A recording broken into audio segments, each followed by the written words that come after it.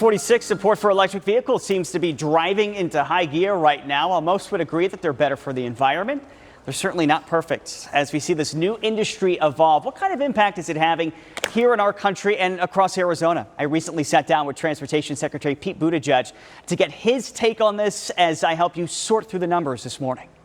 If you're seeing more drivers charge up instead of fill up, you're not alone. According to the latest numbers from the Department of Energy, there are more than 40,000 electric vehicles zipping by on Arizona streets. But it's not just about the energy savings. There's been a lot of talk about electric vehicles, especially here in Arizona. Why does the administration think that this is something that is beneficial to Arizonans?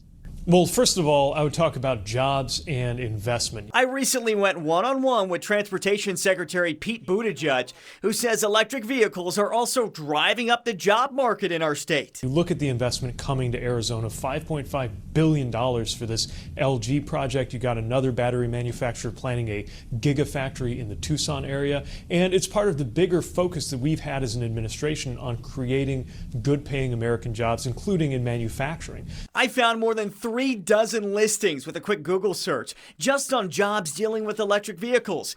ZipRecruiter had more than 300 listings with salaries ranging from the mid-30s to nearly $120,000. So in addition to the climate benefits, in addition to the strategic benefits, just the simple fact that we're going to have a lot of good paying jobs on American soil in Arizona is one of the things that we're most excited about with this work. But it's not all good news. Just last month, Lucid Motors announced it would slash nearly a fifth of its total workforce, an estimated 1,300 employees getting a pink slip. I recently got confirmation that nearly 1,000 people would be laid off at Lucid's facility in Casa Grande. There's also the sticker shock for many drivers when they're shopping around for electric vehicles. When you talk to the average family, they say at this point they're just too expensive for them. We've worked through the Inflation Reduction Act to lower the cost of electric vehicles through tax credits. I checked with the IRS, and for tax year 2023, you can get up to a $7,500 tax credit if you buy an electric vehicle. But according to the New York Times and Kelley Blue Book,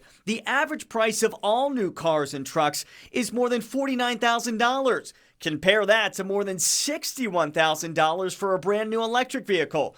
But that doesn't mean you can't find deals. U.S. News & World Report came out with this article recently highlighting EVs in all price ranges, with the Chevy Bolt coming in the lowest at $26,500. In some cases, prices do impact the mileage range you'll get, among other features. Remember, even if your car payment is higher, your cost of charging it is much lower than the cost of filling it with gas or diesel. Add to that the fact that EVs have less maintenance needs too, because they have fewer parts, and the tax credits we're using to lower that sticker price. And you're seeing a formula that's going to save money for millions of Americans.